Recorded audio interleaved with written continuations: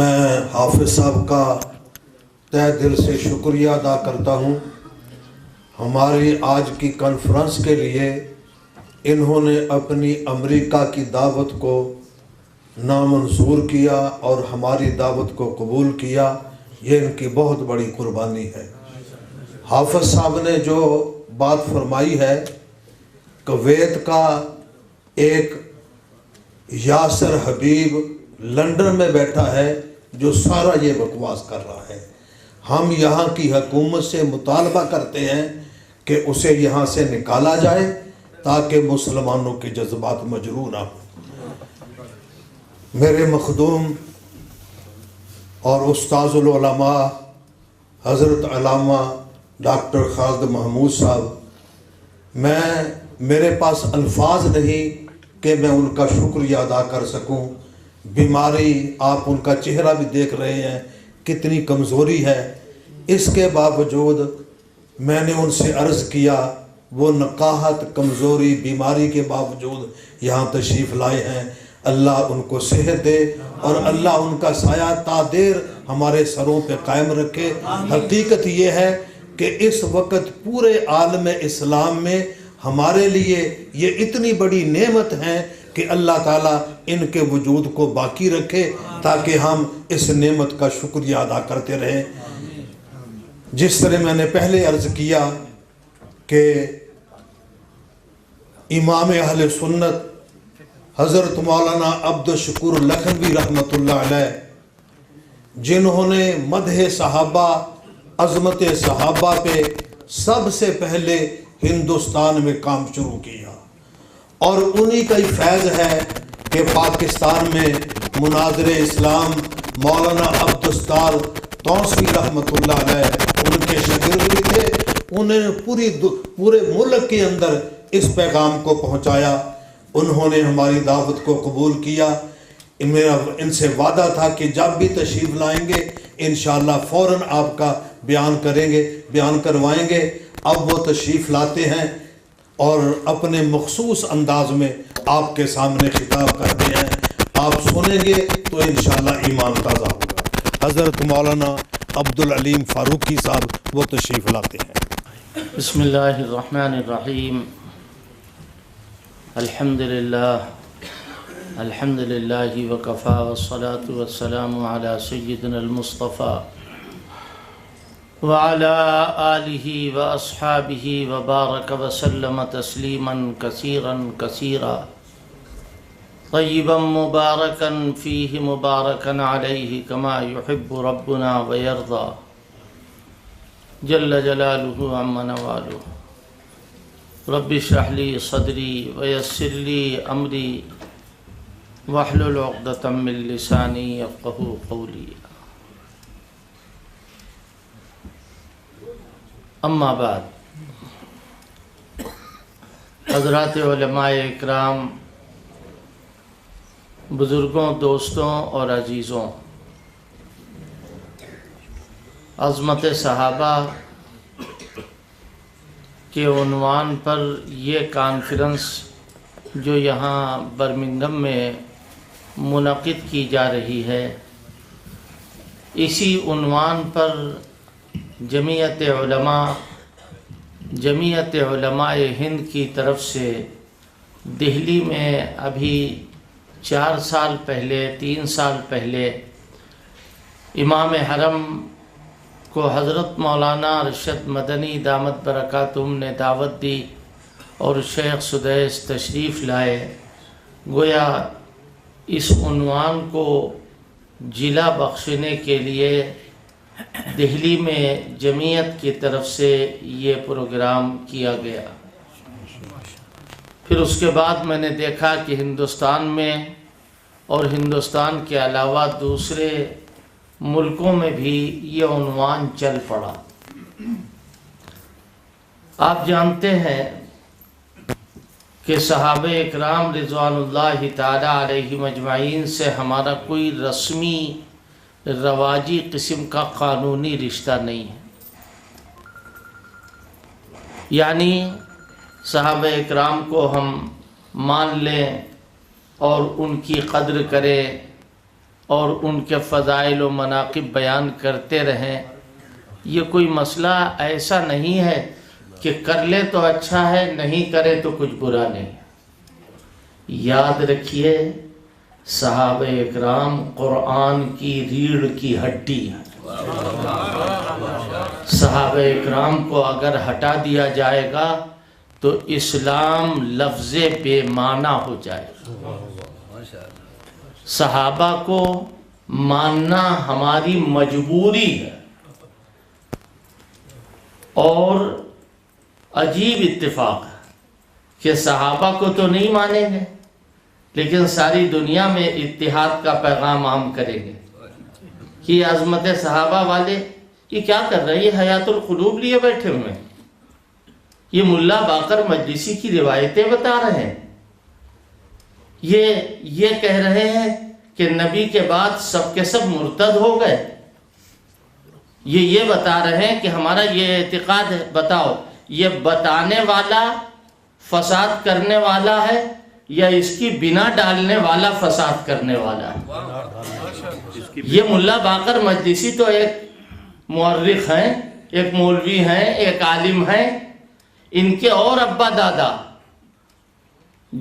جن کی بنیاد پر آج دنیا میں یہ نگیٹو پالیسی نظر آ رہی ہے، اس میں لکھا ہے انہوں نے ما من الامت احد بايع مکرہن غیر علی و اربعتنا، کہ اس امت میں حضرت ابوبکر کے ہاتھ پر پوری امت نے بیعت کی۔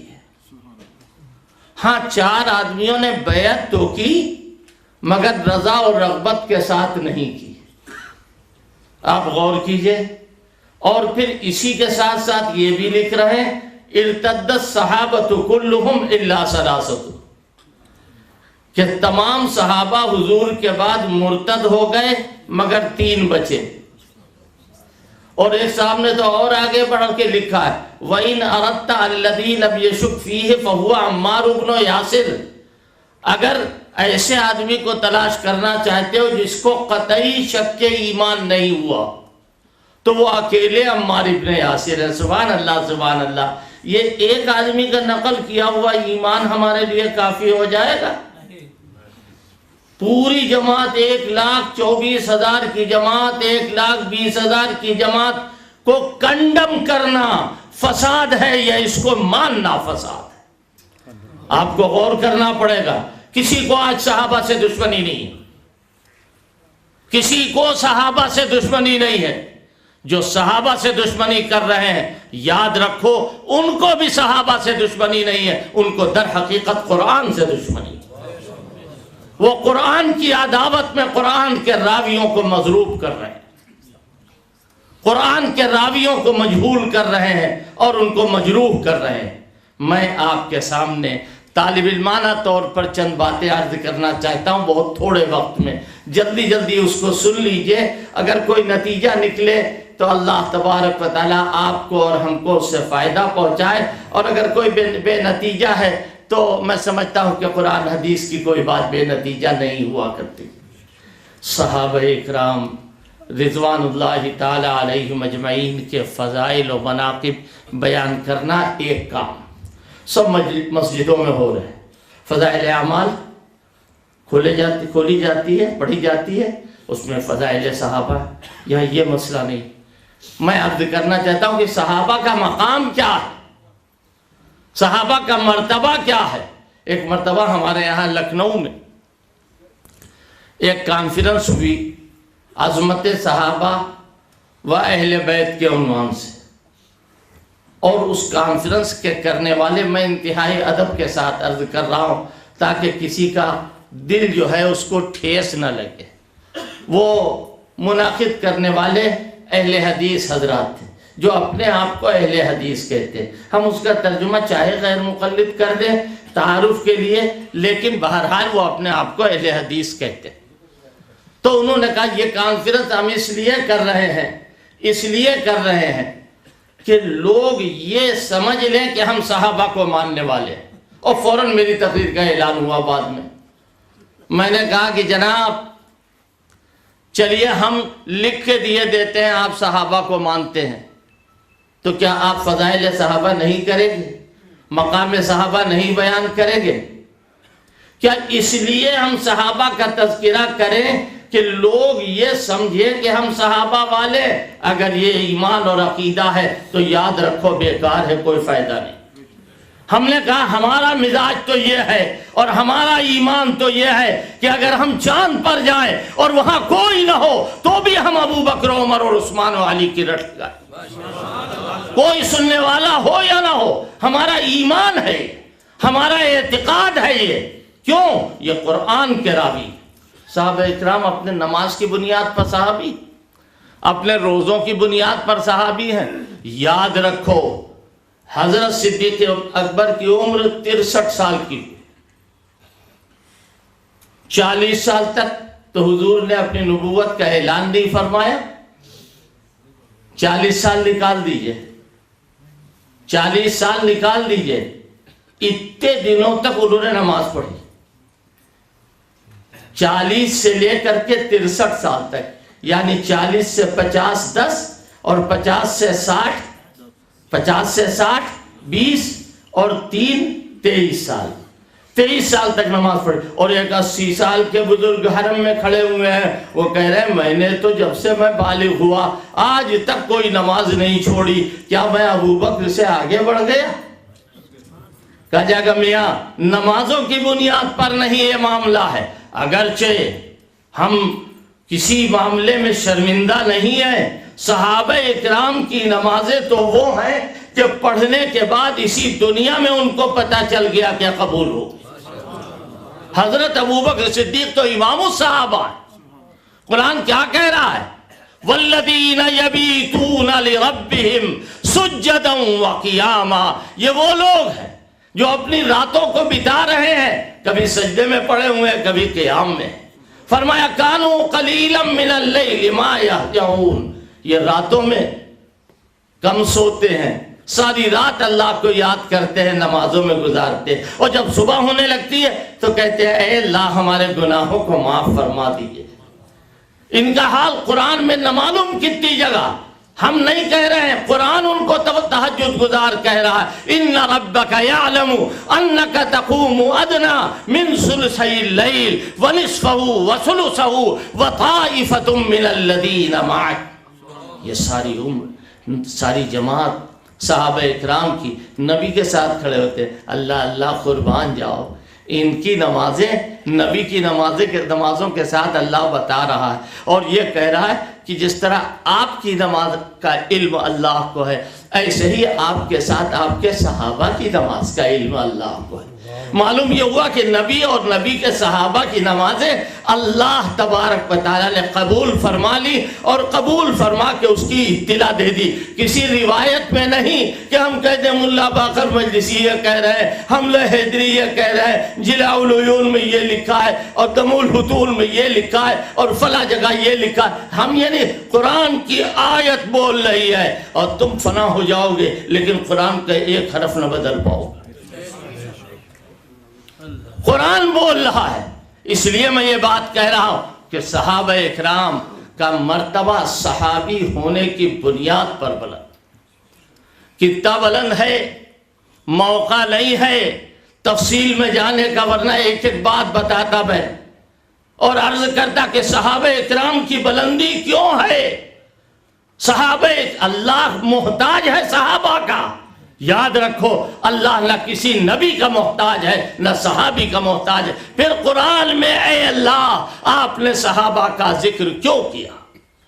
معلوم یہ ہوا کہ وہی ایک طرف سے علامہ کے سامنے کہہ رہا ہوں، اس وقت ہماری جماعت میں علامہ کا تصور جب آئے گا کسی کے دل میں تو یہ آئے گا کہ جماعت میں صف اول میں بیٹھنے والے یہ بزرگ ہیں جو بیماری، پیرانہ سالی، اوقات کے کاموں کے ہجوم میں اوقات پھنسے ہوئے ہیں، اس کے باوجود محض عظمت صحابہ کی بنیاد پر یہاں آ کے بیٹھے۔ ان کے سامنے یہ بات عرض کر رہا ہوں کہ اللہ محتاج نہیں، اللہ کو ضرورت نہیں، نہ نبی کی ضرورت نہ صحابی کی ضرورت، لیکن قرآن بندوں کی ہدایت کے لیے اترا۔ ایک واسطہ کہاں سے آیا؟ ایک واسطہ کہاں سے آیا؟ جبریل لے کر کے آ رہے ہیں کس تک؟ حضور تک۔ سیدھی بات کہہ رہا ہوں نہیں؟ جبریل لے کے آ رہے ہیں حضور تک۔ اور دوسرا واسطہ کون ہے؟ حضور سے امت تک کون لے کے آ رہا ہے؟ سچ بتاؤ۔ لہذا جبریل کا جو مقام سفارت کے اعتبار سے قرآن کی اللہ سے لے کر کے حضور تک لانے والے جبریل ہیں، اور حضور سے لے کر امت تک لانے والے صاحب۔ نعرہ تکبیر، نعرہ ختم نبوت۔ تو میں عرض یہ کر رہا تھا کہ حضور بھائی نعرہ مت لگا، بات سنو، کتنے آدمی ہیں جو نعرہ لگا رہے ہو؟ سب لوگ تو بولتے نہیں، 2 آدمی بولتے۔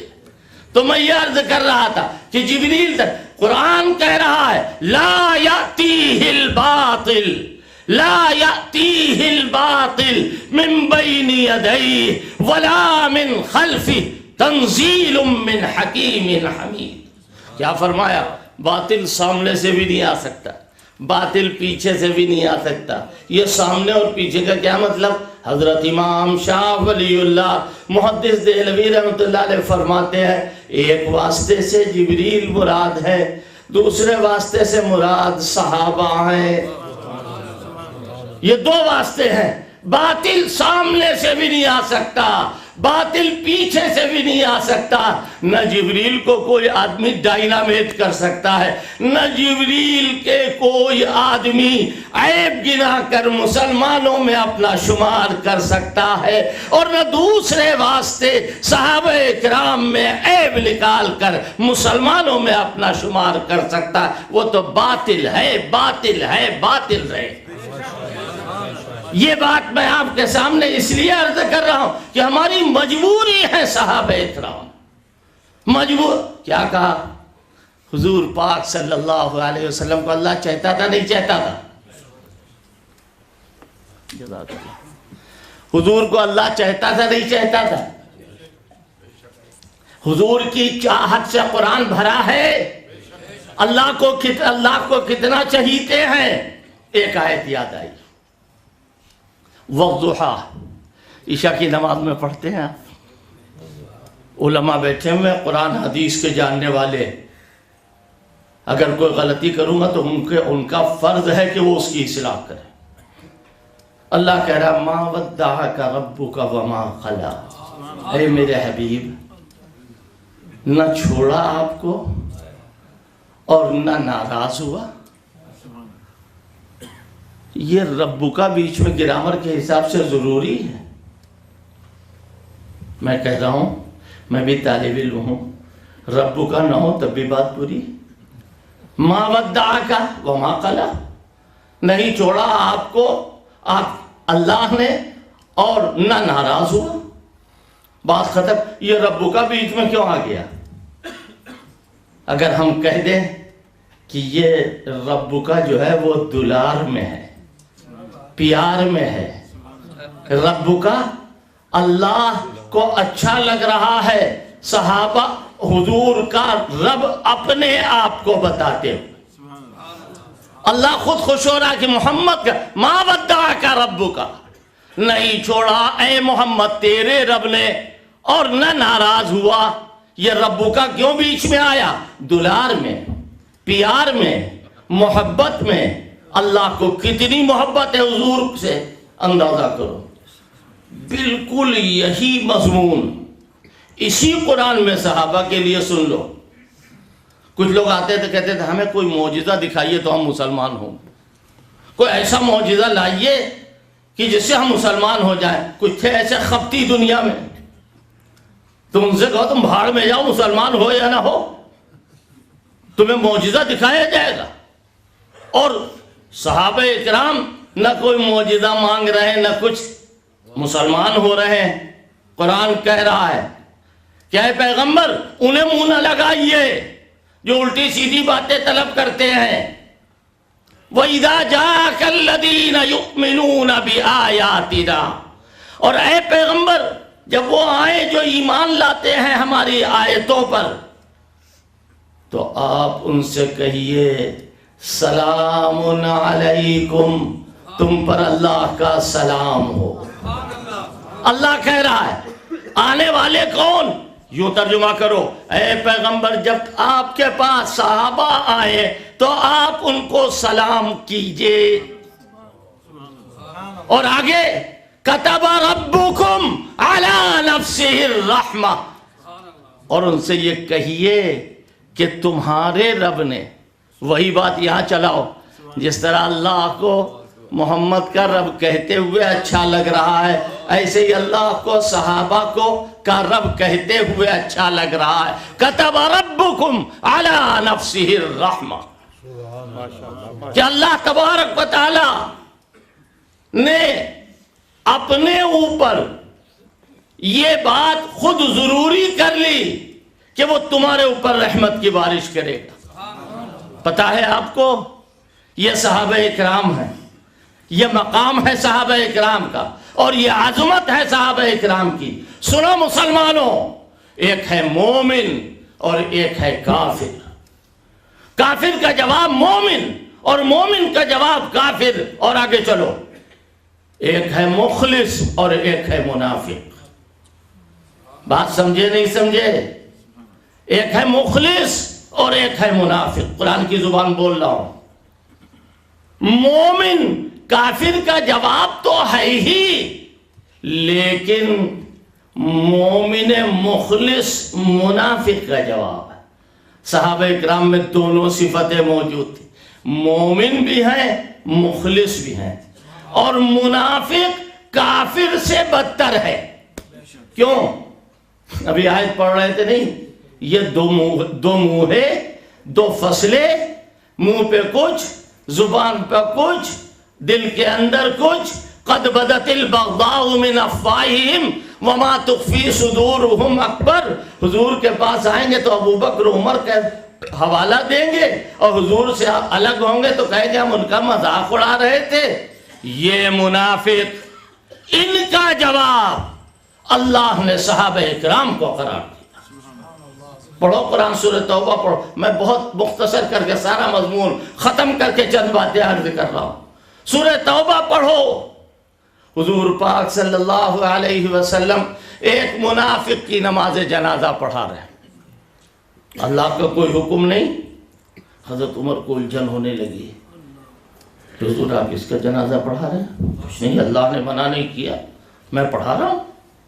پڑھا دی نماز، آیت نازل ہوئی، کیا؟ جو عمر بولے وہی اللہ بول رہا۔ کیا کہا؟ وَلَا تُصَلِّ عَلَىٰ أَحَدٍ مِّنْهُمْ مَاتَ أَبَدًا وَلَا تَقُمْ عَلَىٰ قَبْرِهِ۔ اے پیغمبر، آپ وہاں ان کی نماز نہ پڑھائیے اور ان کے قبر پر بھی نہ کھڑے ہوئیے، یہ منافق ہے۔ بات ختم ہوئی؟ ابھی کہاں ختم ہوئی، اب تو شروع ہوئی، بات ختم نہیں ہوئی۔ اب آؤ، یہ منافق تھوڑا تھوڑا مال لے کر کے پہنچے، غزوہ تبوک میں نہیں گئے تھے کہ مال دے کر کے کچھ کام بن جائے، تو اللہ کیا کہہ رہا ہے کہ مغرما ویتربص بکم الدوائر، اس طرح مال دے رہے ہیں جیسے معلوم ہوتا اپنے باپ کا قرضہ ادا کر رہے ہیں۔ یہ لکھنوی زبان میں نے کہا ہے کہ معلوم ہوتا اپنے باپ کا قرضہ ادا کر رہے ہیں۔ وہ لوگ آئے، وَمِنَ الْأَعْرَابِ مَنْ يُؤْمِنُ بِاللَّهِ وَالْيَوْمِ الْآخِرِ وَيَتَّخِذُ مَا يُنْفِقُ قُرُبَاتٍ عِنْدَ اللَّهِ وَصَلَوَاتِ الرَّسُولِ۔ کیا کہہ رہے ہیں؟ اور کچھ ایسے بھی تو ہیں مخلص، جواب میں ان لوگوں کو کہ جو کیا کہہ رہے ہیں، کہہ رہے ہیں ہم یہ مال دے رہے ہیں کاہے کے لیے؟ رسول کی قربت کے حصول میں، اور اللہ کی دعائیں، رسول کی دعائیں لینے کے لیے۔ ادھر کیا کہا تھا؟ منافق پر آپ دعا نہ کیجئے، اور یہاں دو چار آیتوں کے بعد کیا کہا جا رہا ہے؟ وَصَلِّ عَلَيْهِمْ، اے پیغمبر اس صحابہ کے لیے آپ دعا کیا کیجئے۔ اے بے ایمانو، ذرا دیکھو تو، ذرا دیکھو تو رسول کو اللہ حکم دے رہا ہے کہ آپ ان کے لیے دعا کیجئے، تم بد دعا کرتے کرتے مر جاؤ۔ اللہ کے پیغمبر ان کے لیے دعا کر کے گئے ہیں، ہماری اور آپ کی دعاؤں نہیں، کائنات کی ساری دعاؤں سے بڑی دعا۔ آج دنیا میں کوئی آدمی کوئی قصور سے معافی مانگے تو مسلمانوں وہ معافی کی سند حاصل کر کے دنیا میں جی نہیں سکتا۔ اس نے معافی مانگ لی، قصور ہوا، معافی مانگ لی، ہاں مانگ لی، قبول ہو گئی معافی، ہمیں کیا معلوم مرنے کے بعد قبول ہو۔ اگر نبی کے بعد، نبی سے تو کوئی خطا ہی نہیں ہو سکتی، امت میں کوئی جماعت ایسی ہے جو مرنے سے پہلے یہ کہہ دے کہ ہمارے گناہ معاف کر دیے اللہ نے، تو وہ صرف صحابہ کی جماعت ہے۔ یہ قرآن کہہ رہا ہے وَلَقَدْ عَفَا اللَّهُ عَنْهُ۔ ایک صاحب محرم میں الٹی پلٹی بول رہے تھے اور کہنے لگے کہ صاحب جنگ حنین کے موقع پر بھاگ گئے صحابہ۔ ہم نے کہا پھر؟ ہم کہے اچھا ہوا بھاگے، اچھا ہوا بھاگے، میں کہہ رہا ہوں کیوں بھاگ گئے؟ جی ہاں بھاگ گئے، بہت اچھا ہوا۔ اگر نہ بھاگے ہوتے تو نزول سکینہ کی آیت ہوتی۔ اگر نہ بھاگ، یاد رکھو اللہ تعالیٰ جب کسی سے خوش ہوتا ہے تو شروع سے خوشی ظاہر ہوتی ہے، اور جب کسی سے ناراض ہوتا ہے تو شروع سے ناراضگی۔ بھاگنے کا ذکر اللہ کر رہا ہے، کس طرح؟ لَقَدْ نَصَرَكُمُ اللَّهُ فِي مَوَاطِنَ كَثِيرًا۔ اے اصحاب محمد، اللہ نے بہت سارے موقعوں پر تمہاری نصرت کی۔ ذکر نصرت سے شروع ہو رہا ہے اور عیب بیان ہوگا۔ کہا صاحب عیب تو تھا، جی ہاں عیب تھا، پھر کہ تمہیں بیان کرنے میں کیا حرج ہے؟ بات لمبی ہوگی اگر اس موضوع کو چھیڑا جائے گا۔ کہ صحابہ کے اندر عیب تو تھا۔ میں بنگلور میں بیٹھا ہوا تھا، ایک صاحب ایک کتاب لے کے آئے کہ اس کے اوپر کچھ لکھ دیجئے۔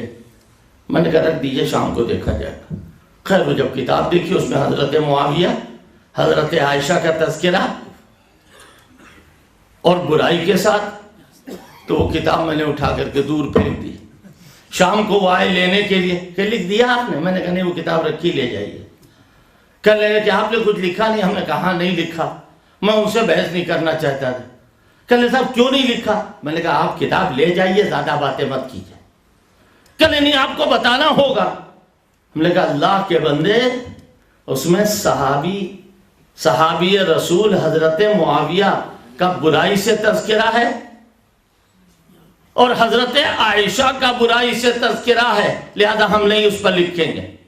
کہنے صاحب یہ تو ایک تاریخی حقیقت ہے، اس کا کون انکار کر سکتا ہے؟ میں نے کہا آپ کی اماں آپ کے ابا کے نکاح میں جب آئی تھی تو تاریخی حقیقت ہے یا نہیں ہے؟ بتائیے کون سا جوڑا پہنے تھی، کس نے ان کو گودی لے کے اتارا تھا اور کیا واقعہ پیش آیا تھا، ذرا بتا دیجئے۔ یہ بھی تو ایک تاریخی حقیقت ہے۔ کہنے صاحب آپ غلط بات کر رہے ہیں۔ میں نے کہا اپنی اماں کے سلسلے میں تمہارا چہرہ بدل گیا اور امت کی مادر مہربان ام المومنین حضرت عائشہ پر انگلی اٹھاتے ہوئے تمہارا بھیجا نہیں خراب ہوا؟ نعرہ تکبیر! تم دیکھو تو ذرا سا، عظمت صحابہ زندہ باد! عبدالعلیم فاروقی زندہ باد زندہ باد! حضور پاک صلی اللہ علیہ وسلم کے صحابی اور آپ کی صحابیات سن لو، علامہ کے سامنے کہہ رہا ہوں، تاریخی روایت، حدیث کی کوئی روایت جس کو دنیا میں اچھے سے اچھا کہا جائے قرآن کے خلاف ہوگی، عظمت صحابہ کے خلاف ہوگی، ام المومنین حضرت عائشہ کی تطہیر کے خلاف ہوگی، علماء وقت کا اس کو جعلی قرار دینا فرض ہے۔ چاہے جتنی تگڑی روایت ہو، تاریخ کی روایت چلے گی۔ صحابہ کی بزرگی قطعی ہے اور صحابہ کی عظمت قطعی ہے، اس سے جو روایت ٹکرائے گی اس روایت کو نہیں مانا جائے گا، اس کو ردی کی ٹوکری میں ڈالا جائے گا۔ میرے بھائی یہ قصہ بڑا لمبا ہے، حضرات صحابہ اکرام حجت ہیں، دین کے لیے حجت ہیں، ان کے بغیر دین کی گاڑی نہیں چل سکتی۔ ابھی عصر کا وقت آ رہا ہے، آپ نماز پڑھیں گے، یہ 3 مرتبہ کلی آپ کریں گے، 3 مرتبہ منہ دھوئیں گے، 3 مرتبہ ہاتھوں کو دھوئیں گے، 3 مرتبہ ناک میں پانی ڈالیں گے۔ یہ کہاں سے پتہ چلا آپ کو؟ کس نے بتایا؟ یہ بھی صحابہ کی نقل ہے۔ یہ بھی دین کا کوئی چھوٹا بڑا مسئلہ صحابہ اکرام کے بغیر حاصل نہیں ہو سکتا۔ صحابہ کو ماننا اتحاد ہے، اور صحابہ سے عداوت کرنا فساد۔ یاد رکھو، فساد صحابہ کو چھوڑنے کا نام، نگیٹو پالیسی رکھنا۔ میں نے تو کہا ایک بہت بڑا قبلہ و کعبۃ بیٹھے ہوئے تھے، کہتے ہیں فساد کیوں ہوتا ہے؟ میں نے کہا تو آپ بتائیں گے؟ کہتے میں کیا بتاؤں گا؟ میں نے کہا آپ گالی بکیں گے صاحب، فساد نہیں ہوگا؟ بتاؤ دعاؤں سے فساد ہوتا ہے یا گالیوں سے؟ دعاؤں سے فساد نہیں ہوتا ہے۔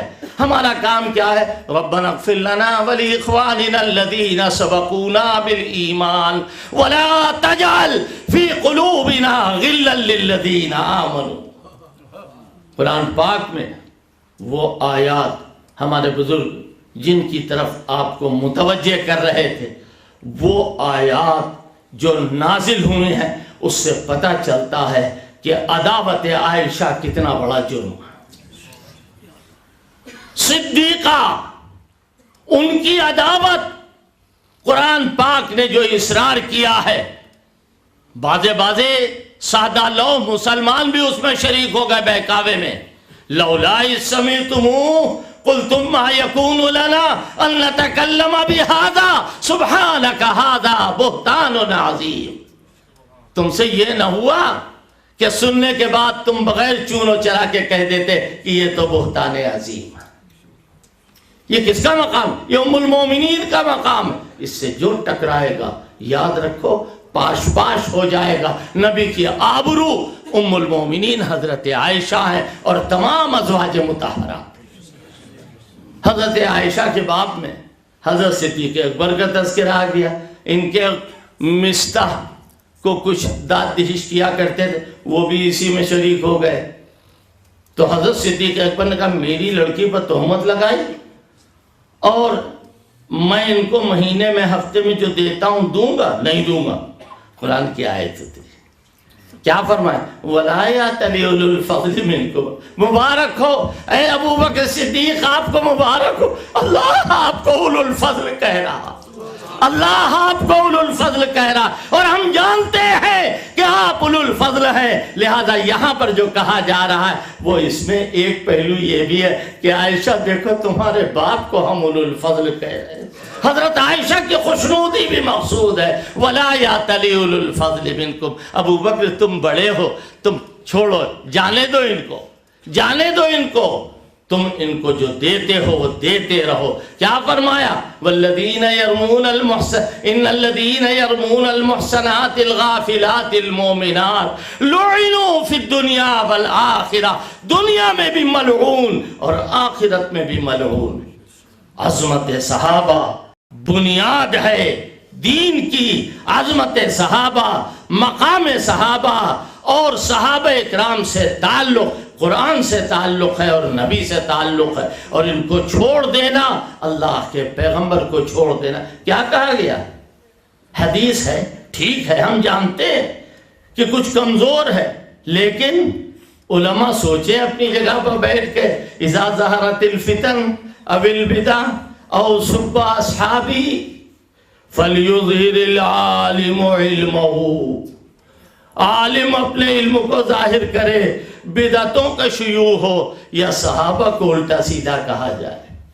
آگے اگر کوئی اسے چھپا لے، فعلیہ لعنت اللہ والملائکۃ والناس اجمعین۔ کیا کہا؟ کہ اس پر اللہ کی لعنت، فرشتوں کی لعنت، اور ایک روایت میں یہاں تک ہے کہ اللہ اس کے فرض کو قبول نہیں کرے گا، اللہ اس کے نفل کو قبول نہیں کرے گا۔ کیوں صاحب؟ اختلاف مسلک ہے، شرم نہیں آتی ہے؟ مسلک صرف 4 ہے، یاد رکھو مسلک صرف 4 ہے، حنفی، مالکی، شافعی، حنبلی۔ یہ میں نہیں کہہ رہا ہوں کہ مجتہد اور نہیں، میں مسلک کی بات کر رہا ہوں۔ اور مسلکی اختلاف ترجیحی اختلاف ہے، نتیجہ اس کا چاہے مکروہ تحریمی نکلے لیکن ہے ترجیح۔ حدیث کے معنی جو امام حنیفہ بیان کرتے ہیں وہ ترجیح، جو امام شافعی بیان کرتے ہیں اپنے نزدیک اس کی ترجیح دیتے لیکن ہے ترجیحی۔ پھر حضرت ابو بکر کو صحابی مانو، ایک مسئلہ، حضرت ابو بکر کو مخرب دین و ایمان مانو، نعوذ باللہ، یہ دوسرا مسئلہ۔ مان لیں گے آپ؟ زبان ترویج جاری مسلکی بڑے بڑے پڑھے لکھے کہ مسلکی کوئی مسلکی اختلاف نہیں، اور اللہ کی قسم کبھی مسلکی اختلاف میں کوئی جھگڑا نہیں ہوا۔ کہاں ہوا شافعی مالکی میں؟ کہاں ہوا حنبلی میں؟ حنفی میں؟ کوئی جھگڑا نہیں۔ میرے بھائی، عظمت صحابہ کی روشنی میں آؤ۔ حضور چاند ہیں، صحابہ ان کی چاندنی ہے، حضور آفتاب ہیں، ان کی کرنیں صحابہ اکرام ہیں، حضور پاک صلی اللہ علیہ وسلم پھول ہیں، صحابہ ان کی خوشبو ہیں، حضور استاد ہیں، صحابہ ان کے شاگرد ہیں، حضور طبیب حاذق ہیں، صحابہ اکرام ان کے مریض جو شفا یاب ہو کر کے آئے ہیں، یہ لوگ ہیں۔ لہذا ایسی صورت میں ان سے الگ ہو کر کے نہ کوئی کام بنا ہے نہ کوئی کام بنے گا۔ اپنی ناتمام بات کو چھوڑ کر آپ سے رخصت ہو رہا ہوں، ابھی ناقص ہے معیار جنو تنظیم میں خانہ، ابھی ناقص ہے معیار جنو تنظیم میں خانہ، ابھی نامعتبر ہے تیرے مستوں کا چلن ساقی۔ وآخر دعوانا الحمدللہ۔